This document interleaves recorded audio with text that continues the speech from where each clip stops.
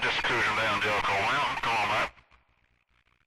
Yeah, I'm looking to see if there's any county mayonnaise down that way. I'm coming with a real big load and ain't gonna stop at the way station. Come on back. How about you? 10-4, I believe you're looking good. What's your 20?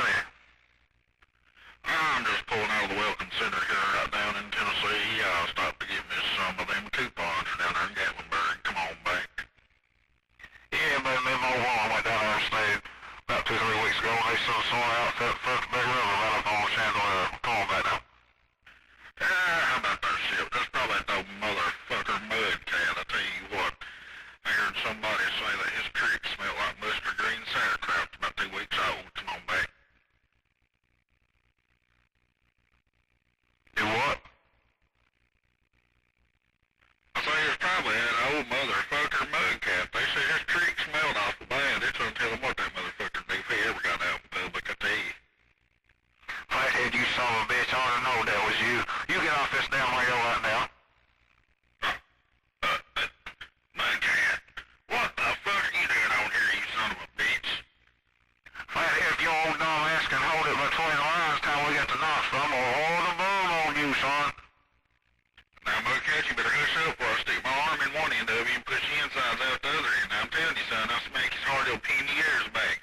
We get down there in Knoxville, you get off on exit 104, and you meet me at that damn Union 76 station, son, and we will go at it. I've done told you. I ain't taking your shit no more. I'm done with it now. Come on back. Well, I tell you what, you get off on Kingston Pike, and I'll wire your big ass up and down the highway. I'll cut into you like a new file, big boy. Oh. Let me tell you something, you old sapsucker. If you for a minute think that you could waller my ass, well, I'll tell you what, son. If you could waller my ass up and down the road, I'd give you my earnest box set. That's what I'd do. Over.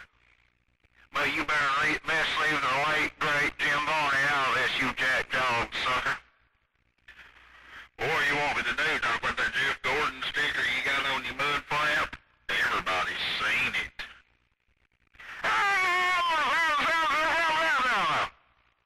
You better get the cock out of your mouth on that there, Mudcat. How about couldn't hear what you're saying? Come on back, you cock-smoking pig fucker. You say he's on exit 104 now, buddy, come on up. Why, hell yeah, I'm on exit 104. Well, hell else do you think I'm at? That's where I told you I was at, and that's where I'm at. You dumb sack of shit, you ain't even in the state of Tennessee.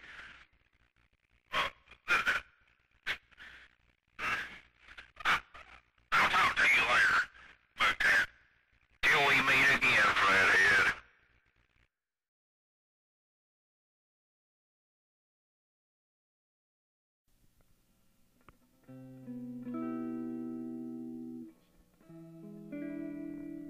Oh yeah.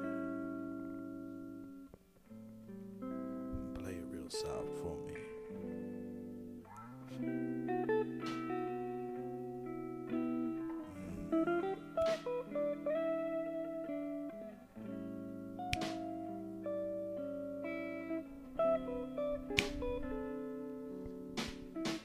Oh yeah.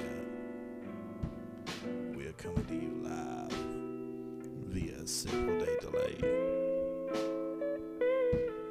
from our studio headquarters nestled deep into the magical, mystical mountains.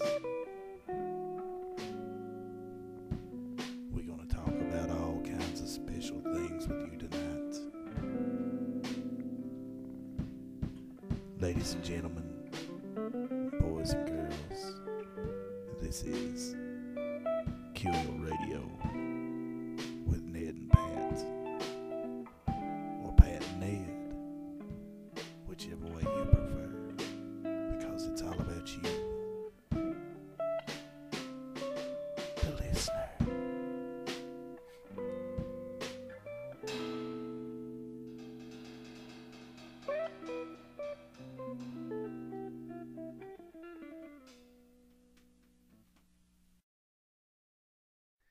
Michael Mughat never did like Flathead. Reckon what their problem is. Too much alike. Think so? I do. That happens a lot. Mm-hmm. Two people of the same, mindset. And activities and actions and whatnot don't seem to get along all that great. Yeah. A clash of the titans, as it were. There's not room for too many celebrity truck drivers. Not in this world. Maybe in another one. We'll talk about that later. Hello, comrades. Strange days indeed. The radio is right out. Out the window. Yes. The magic of the internet has made any two crazy people be able to bring you this magical packet of entertainment. All in the form of bits and bytes and binaries. Of course. I'm Ned. If this is the first time you heard me speak, I'm famous for my non-verbal communication. To my left is Pat. That's me. No longer are we under the yoke of a radio station, programming manager, sponsors, Silly DJs. silly DJ voices, incessant station ID breaks, Weather. weather, The same weather every 15 minutes. and the time back when clocks were not as readily available. Now, we have the power. That's right. And the world will suffer eventually because we do. They are now. Pat, do you like music? I like good music. But seemingly, with the death of radio, has come the death of good music. There's, what's the best way to put it? There's nothing really original anymore. And that really pisses me off. You know, people say that a lot. Do you think that's just a canard, or do you think that's really true? I think it's really true because there's only so much that you can do before you have what we have now. Recycle, rehash, the same, hooks and all that crap. Are you a fan of Lightning Bolt, friend? Lightning Bolt is an amazing specimen that you brought to my attention late one night, and I think that you should tell the world about Lightning Bolt. Lightning Bolt features the powerhouse drumming of Brian Chippendale and a bass player, and that's the whole band. So as far as the same hooks, they have no hooks. So I think that might be an interesting variation on the song form. Oh, that's true. But is there even a form to their songs?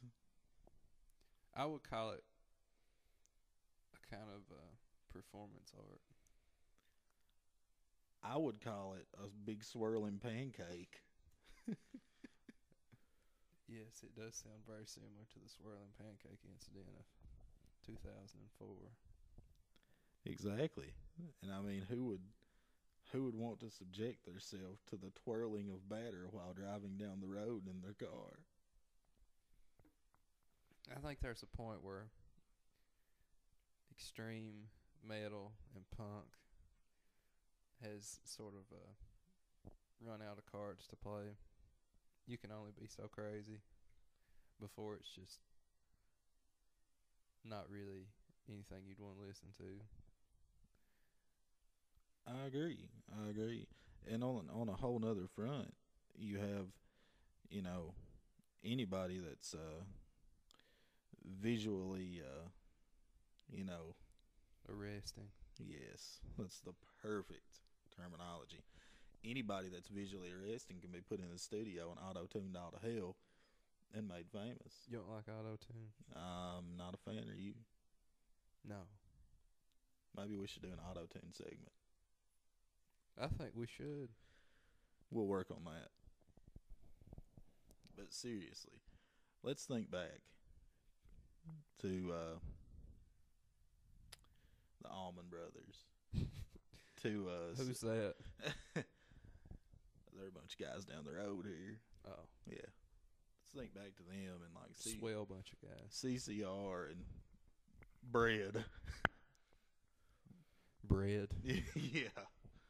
No. You back in the day, you didn't have to be like real pretty to be a rock star because it was all about music. Yeah.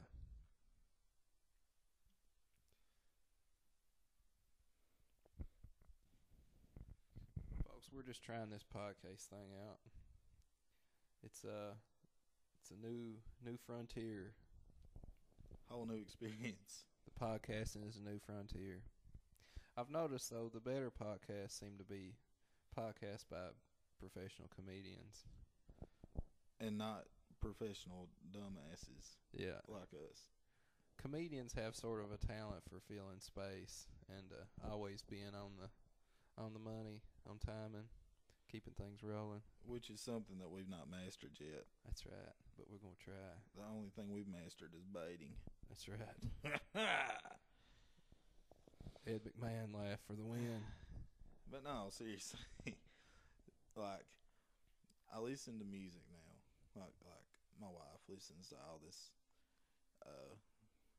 we'll call it shit I don't like, for lack of better terminology. That's right.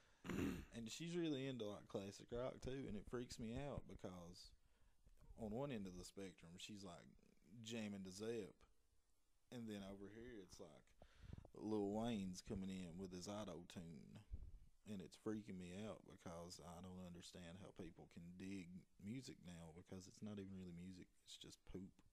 By Zepp, I think you meant the famous British band Led Zeppelin. No, I just meant a bunch of guys called Zepp. Oh. No, it's just, I don't know.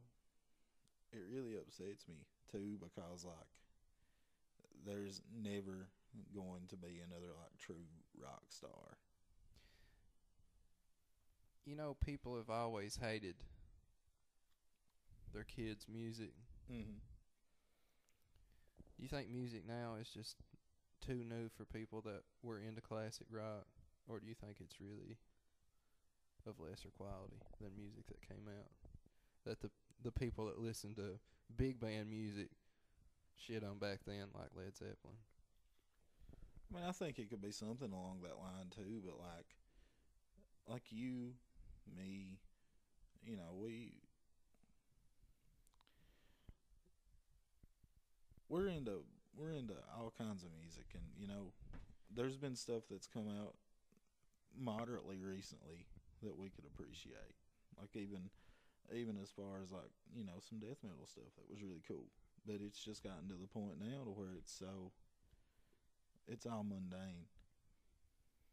You know what I'm saying? Yeah. Metal's definitely got to a point where it's really streamlined, and a lot of the same ideals are in fashion, and it's like there's a formula for it now. Yeah, it's come into another of the dreaded formulas that music gets into. Like in the 80s, it was big hair and makeup and girls, and whatnot. Mm-hmm. And then in the 90s, it was the Jarl. The Jarl was king. The The Jarl can still be heard yarling across the windy plains of Lexington. While people are wearing their North Face jackets and jamming the Creed. It was mean. Well, I just calls them like I sees them. Is the new wave of American heavy metal over? You think? You think Lamb of God has just been around too long? I don't know. I think Lamb of God's still cool. Really, they're probably like the last really good American metal band. Right. mean, You think it's more or less like listening to Pantera now? Like, you sort of know it's good, but it's not the new thing. I pray for a band like Pantera every day. Is there a new thing? Or is it just individuals now? I'm not even sure. I've not heard anything that sounds new to me. I mean, you can pretty much publish all your own stuff now, record it. I mean, the scene is weird. It's too easy. It's too easy because, you know, we could both sit here and I could beat on this set of drums behind me and you could play guitar and we could dub over one of us farting in the mic and somebody would dig it somewhere and tell their friends about it and then they'd be into it and we'd start a fucking wave of fart metal. Fart metal. So did you hear the range on that guy's ass? Egad. Egad. That's right. That's the chord progression. Egad, yeah. I mean, I could go over there and fart on the snare drum and make a noise. I think a lot of the new bands they're trying to be too novel about it, but there's not really anything to go toward except for trying to find something in the obscure past to resurrect, like a style that was never super mainstream. Like you hear an indie band that'll sound like a krautrock band, for example, or a lot of the lo-fi movements, a lot of the nostalgic sort of dance music, like chill wave that sounds like 80s VHS. What about zombie movies? What about a few years ago when like every band, every rock, and I'm making quotation marks with my fingers here, every rock band that was on the radio had a song about like their girlfriend was a crazy bitch, and you know, it was like they were trying to bring back the sex, drugs, and rock and roll of. Oh yeah, I'm in a bad relationship, but it's kind of fun because she's crazy. It don't suck. And then you had like you know, just that whole thing, like they were trying to resurrect the whole kind of hair band thing without looking like a hair band. Yeah. A hair band in a grunge clothing. In a grunge mode clothing. Yeah. Yeah, it's really sad. And just like I said, there's never going to be another like real rock star like Axl Rose. As much as I kind of dislike him, it's just like nobody has the kind of balls that he had anymore because they're watered down. Yeah, and they just, I don't know. It's like classical music. There's no new classical music. Right. Well, none that's really good. I mean, how could there be? How could a person compete with Bach and Beethoven and, you know? It was informed by so many other things of the time that it can either be copied or preserved, and that's it. I think we should probably go for preservation on that. Yeah. Classical music is weird. It's like it's sort of like having a museum that you have to manually operate. Yeah. Like you have to have musicians to play it, but they're playing the same stuff that was so good that you can never stop playing it. Right. It's really weird. But modern classical music sounds like, it all just sounds like a movie score now, because as the orchestra evolved, it got so large that you either play with a modern orchestra or you play with a period orchestra, which is just a sort of more nostalgia. And I imagine with a modern orchestra being so large, it would be hard to single out parts for a certain, you know what I'm saying? Yeah. Because everything gets to the point where I mean, it all goes together, but you can't pick out one thing except say maybe a timbale or something. Yeah, You can hear them motherfuckers. the earlier incarnations of the orchestra to me are more intimate because there's less instruments. A lot more string oriented. Yeah, and when you play with the more period styles, you sort of lay back on some of the melodramatic vibrato and more modern techniques. With like the big crazy drum build-ups in the back row and Yeah, a lot of things that were introduced in the late 19th century, early 20th century. damn people. Yeah, well, it was a natural progression is what I'm getting at. Right. The reason that music from the 60s and 70s sounded so good was because amplifiers, that was in their natural progression. Like they were just coming up with Marshalls and Fender Bassmans and all the classic rock sounds. And then them crazy Beatles busted a speaker and decided it sounded cool. Yep. That's where your distortion come from, kids. Yep, the old broken speaker fad. It's come a long way to multi preamp stages and Tube screamers and yeah. And 15 channel amps. with clean, overdrive, crunch, super overdrive, super crunch, mega crunch, ultra crispy. Yeah. Man, it's like we're talking French You fries. put 6L6s, EL84s, EL34s, 6V6s. EMG 8185. Yeah. 6550s. You can just mix and match. You can put a drum head on a guitar if you want to. Well, you probably couldn't, but somebody. I think that's a banjo. Oh, I think we invented the banjo. the banjo, ladies and gentlemen. Wow. Eat your heart out, Chet Atkins. He didn't play banjo, did he? I don't think so. Oh. I don't think so. That's right. It's funny.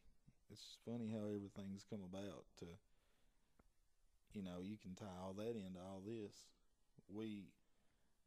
Folks, we talked years ago about how cool it would be for us to have a radio show and how crazy we would be and, getting guests and telling them how stupid they were and whatnot. If you're a guest on the program, we will not tell you how stupid you are. No. Because you're very likely an intelligent and forthright citizen. Exactly. Unless you're not. But you probably are. Yeah. If you're going to be a guest, you're probably cool. We're taking applications. We need your social security number and your bank account number. Or just tell us you want to be on the show. Yeah. And what you want to talk about. Because we'll talk about it. Well, yeah, we don't care. We'll talk about anything. Even your mom. I guess we're going down that trail. I think the biggest elephant in the room that we haven't brought up. There's an elephant? That's right. Is electronic music is sort of the only new frontier where technology is advancing parallel with the kind of music that's coming out of people's laptops and bedrooms and basements and dance clubs. I agree. I mean, because, there's so much you can do in electronic music, and electronics, obviously, every day just keep going forward, progressing. I mean, anytime you buy something electronic now, it's outdated the next day. So, yeah. And look at, like, Lady Gaga. She got famous doing electronic music, and who's done that in the past, since the new wave of British whatever came in the 80s. I don't know if I follow you, Pat. Famous with electronic music. Well, I mean, it was dance, semi-electronic, pretty electronic. Definitely, yeah. So, I mean, who else has done it? So maybe, well, 9 Inch Nails were pretty electronic, weren't they? Big time. They were a little bit. Big time electronic. Yeah, a little bit.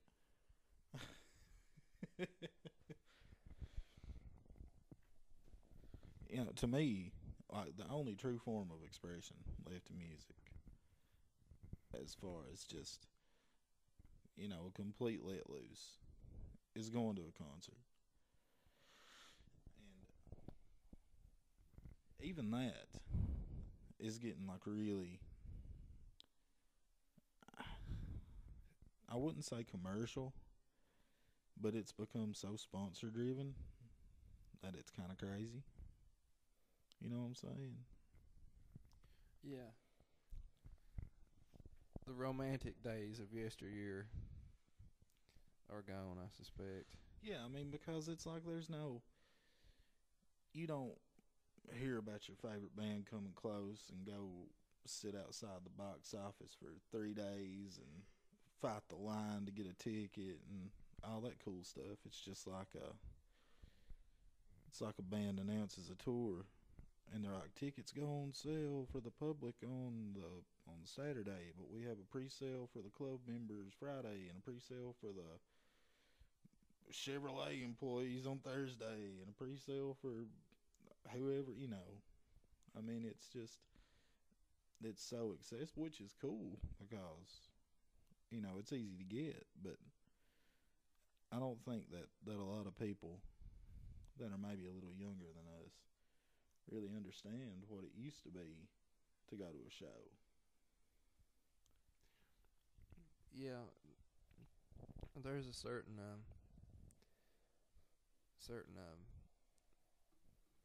refreshing simplicity of the way that music tours used to operate. They sort of shot from the hip, would roll into town and play at some theater and be done with it and bring a PA and some amps. Now they have these massive stages and sound systems and road crews. Like 30 semis hauling their gear that they don't even need. Yeah, it's more like a theater production. It really is. It's like a circus. And just so involved, you know, and then the band, like maybe some of the lower budget bands now still bust it, but like, you know, your big bands like Metallica and Motley Crue and Kiss and so and such, they just have a private jet, fly into town on the day of the show, do a radio segment, and fly the hell back out when the show's over. You know? Yeah, most of the bands that we've talked about, obviously if you get into the small enough scene, you'll run into the real road weary upstarts. But I think the biggest difference is they've lost that dream of becoming the big band, because the big bands that are big have been big for 20 years. And the way the business is now, there's no way to get to that level. Yeah, they're dinosaurs that are taking their time, and but they're definitely not in their hungry early phases. Oh no. I mean, you got to give it to them for the longevity, but I mean, they're kind of milking a cow that's dry, for lack of better terms. But even beyond that, if all these old dudes weren't doing what they're doing, you're still not going to get the big acts like that, because the money's not coming in for that to be facilitated. You know, just the nature of the business doesn't allow it. What we're talking about, obviously, is the complete absence of record sales anymore. Most bands are making all their money from touring, if and what money they do make.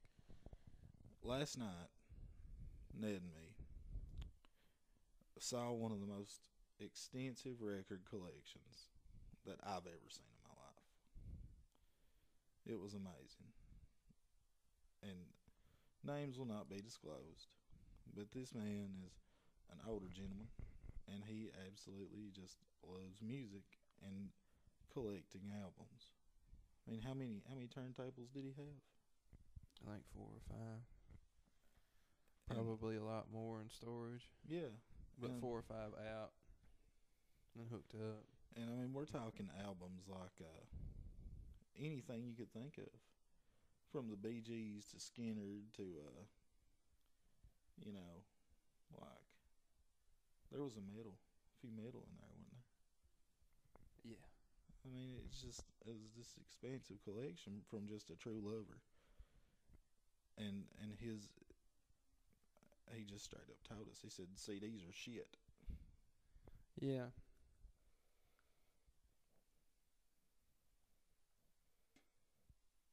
It is good to see the old ancient art of record collecting still having its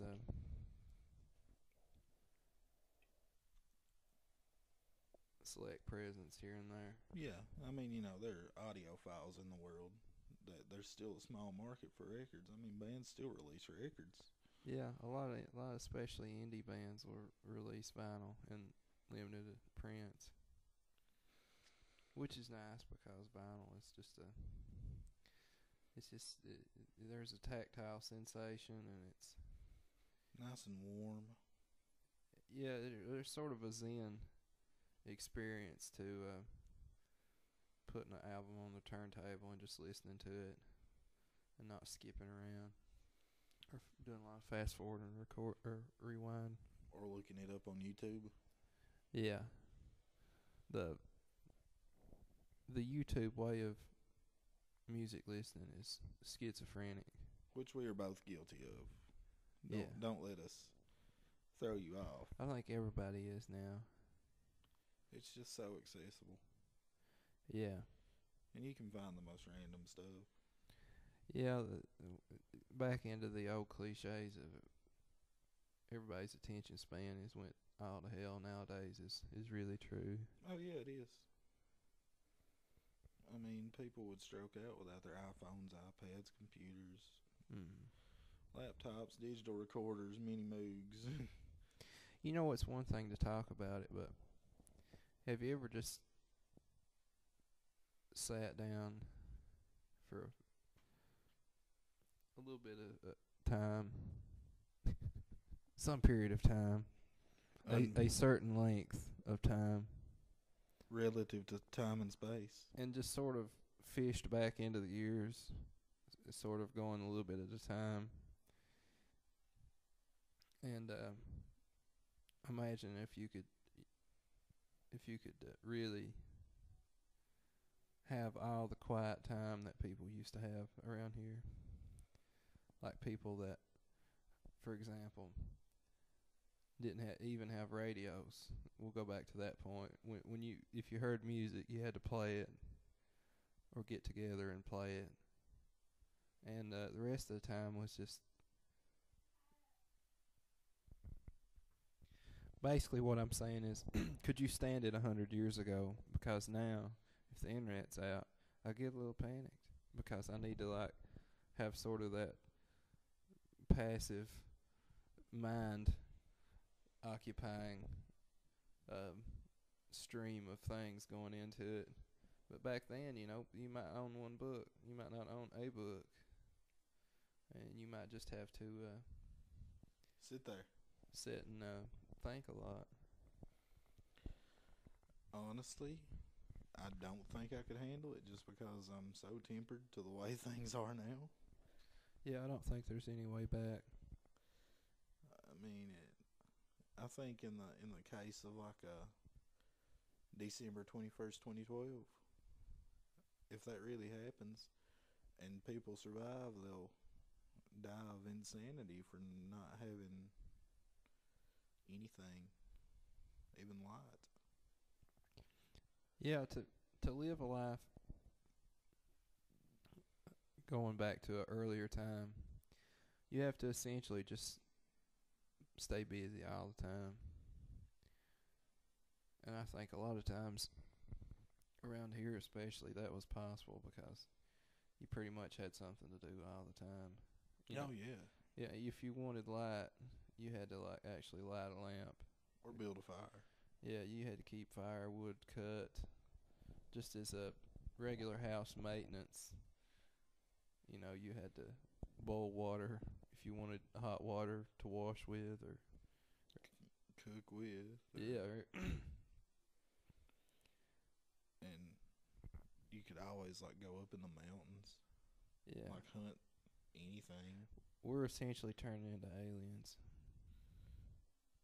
I think we're losing all of our Humanly, our human characteristics, and we're just sort of moving into this weird, constantly engaged intellectual porn. I wouldn't call it intellectual. Yeah, it's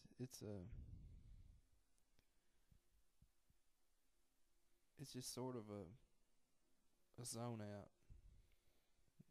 Yeah. You know, you can watch anything and then you can't think of anything to watch. Oh yeah, I've got like 900 channels on my TV in there, and I can never find anything to watch. That's sad. It really is. Think about if you were in a doctor's office. How much would you give for the worst channel if you had to wait like 4 hours? Just as like background noise. Yeah, just something to keep your attention. Like even when I go, like, and take people who need to ride, I end up sitting and watching the soap operas and getting really into them. Yeah. Because what do you want to do? Just stare at the floor? Right, and people of earlier generations could do that. Would you mind if I touched your leg? Absolutely not. Good. Anyway, I really don't think that people could survive, people from this era, this time, generation, whatever, could survive even like 80 years ago. Because, you know, it was really a whole different monster. Even 50 years ago would be wacky. Just because of the way everything's changed. Like, imagine super metalhead guy going back to Leave It to Beaver. Yeah. Of course, I think a lot of the Leave It to Beaver was a sort of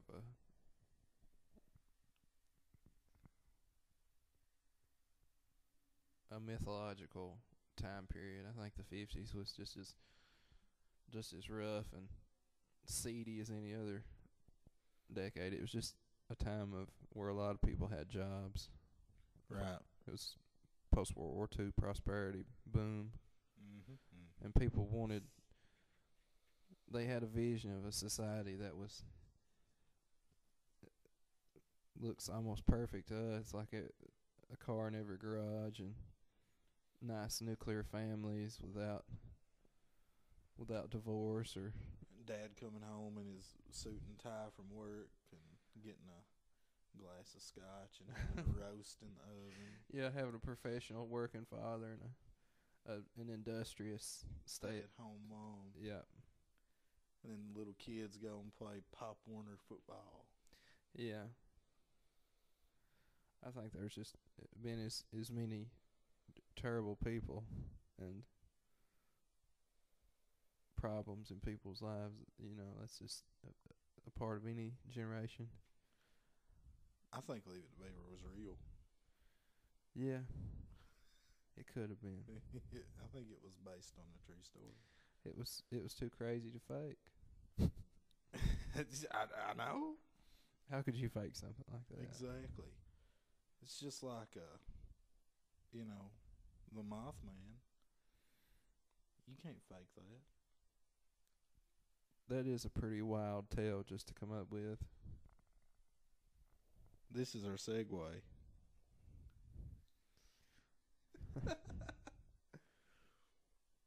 Cue creepy music. Speaking of the 1960s, we've got Pat Smith here with Mothman Talk. I mean, really, the Mothman. Come on. It's really too crazy to fake. Mothman, a large man-like creature. Humanoid, if you will. Yes, black, Green. with no head, but two enormous glowing red eyes set into its chest and wings. Pretty awkward. I don't know how Richard Gere handled him. I don't either. He's more adept at gerbils. See on the X-Files? No. It's David Duchovny, friend. Yeah, that's right. But really, paranormal stuff. You know, back time I actually read the original Mothman Prophecies by John Keel. And it's probably one of the strangest things I've ever read. I've never read it, but when I watched the movie, it disturbed me really, really bad. Yeah. Because I think that it was the fact that the guy just showed up at the dude's house, beating on the door. Yeah. And I believe you told me that in the book it started out saying something about a guy beating on a door. Yeah, John Keel had this clever, witty little intro where he sort of set up a scene where it was a dark and stormy night, and a strange-looking man knocked on some rural West Virginia person's door, and it turned out it was John Keel because he was a New Yorker, I think. He had been mothed. Yeah, he was just John Keel.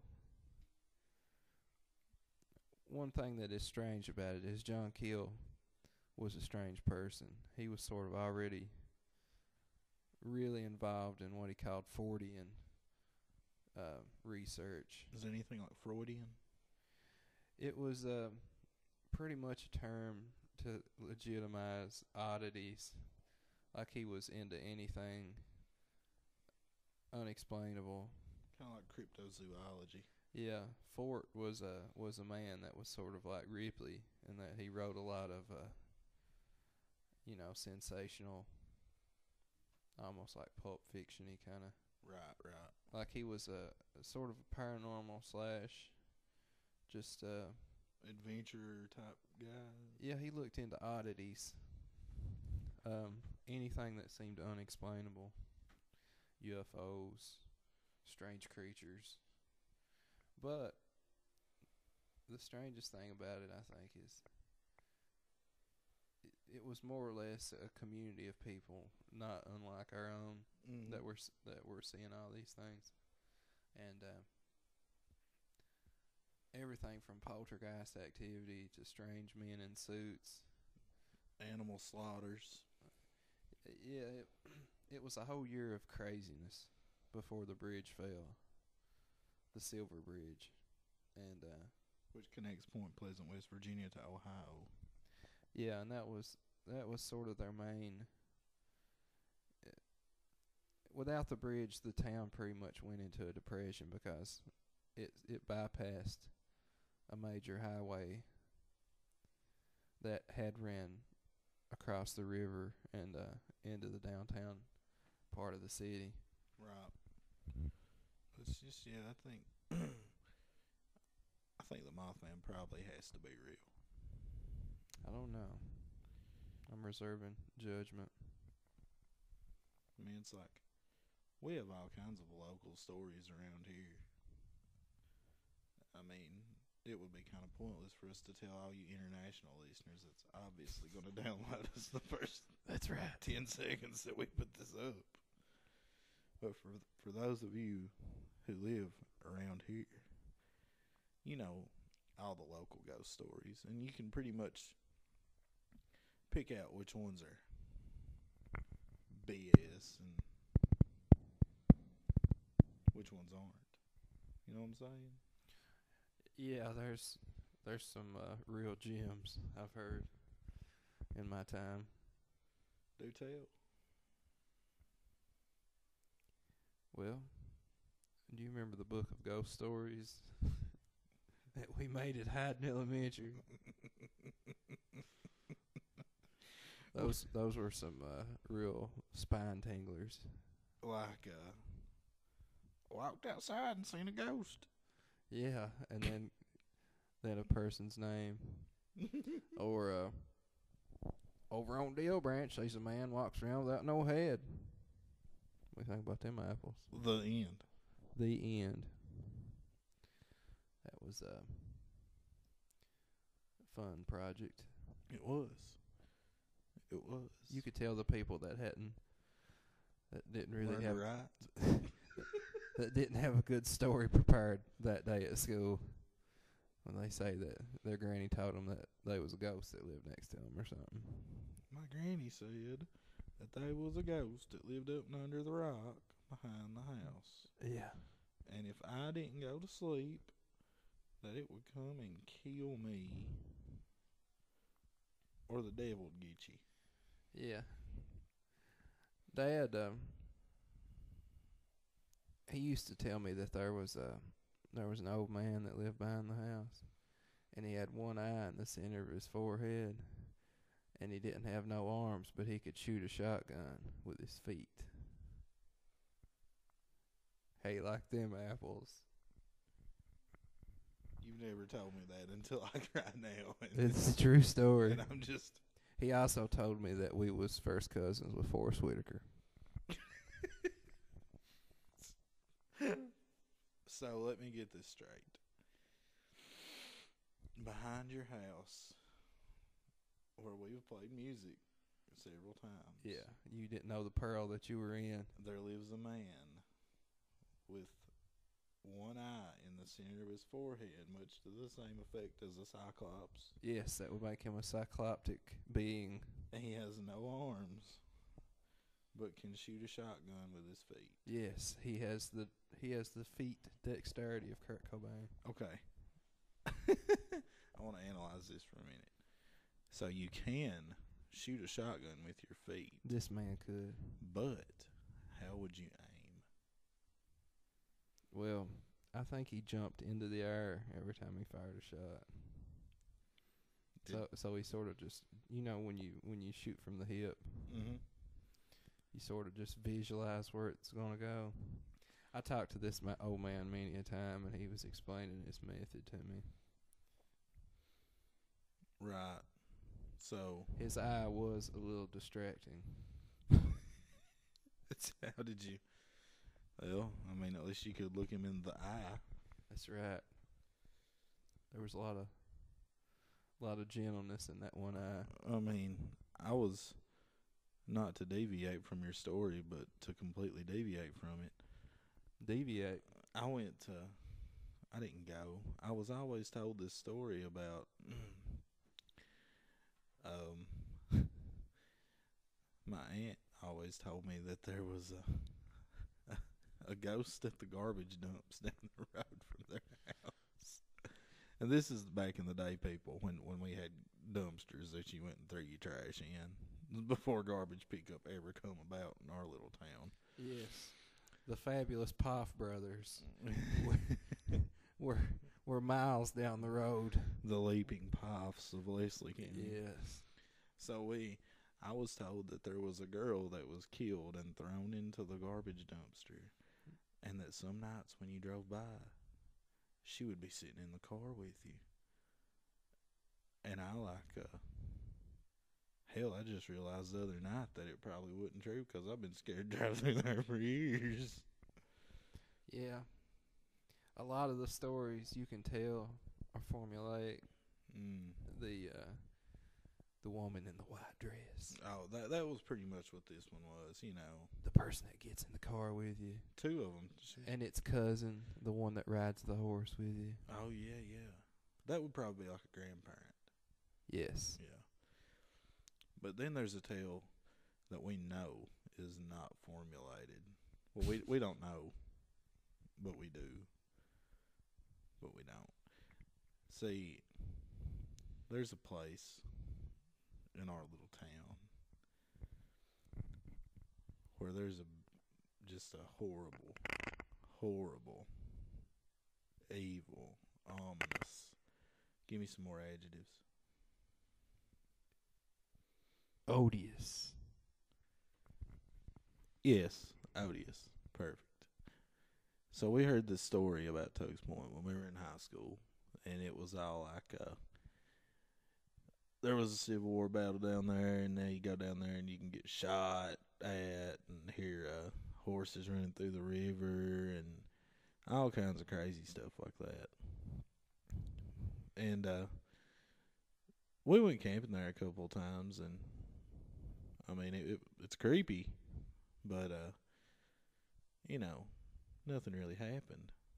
And then we heard the other story. The story that sends chills up Ned's spine every time he thinks about it. Tell him about your friend, Ned. Go ahead. Come on, man. I can't talk about it. See, it really bothers him. He's rubbing his eyes right now. I think he might be crying a little. On the inside.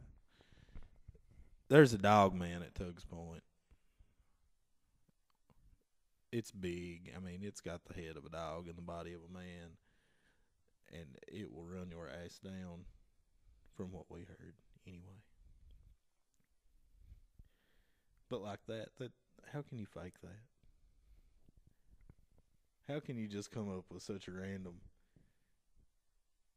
entity?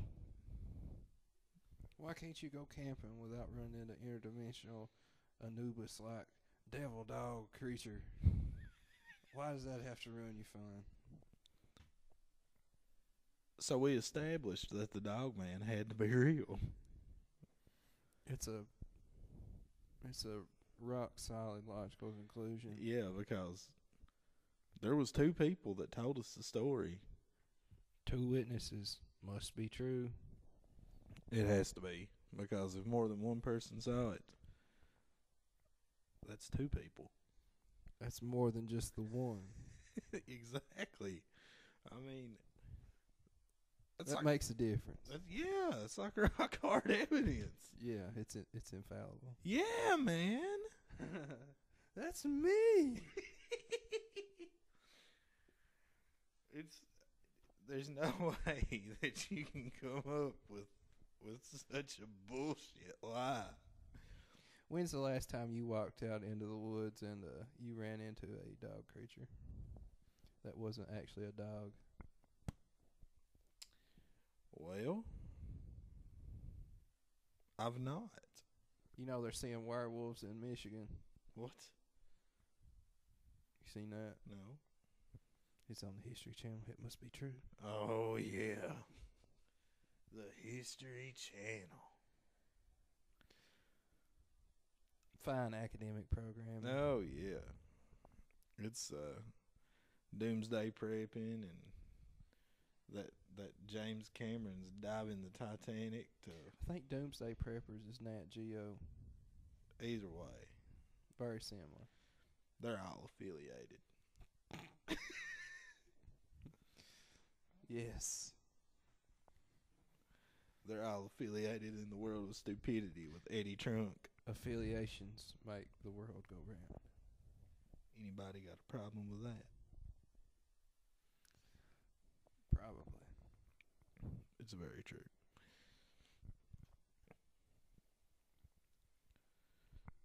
Well, thanks for playing. No. See you later, Patty Boy. See you later, buddy. So long. Farewell. We hate to say goodbye, but we got to. I gotta get out of here before these dinosaurs get too old to rock and roll into Jurassic. Wow. And we gotta go find your moms. Yeah. I heard you've been looking at us on topics and Facebook and my face and Spacebook and her face on my face.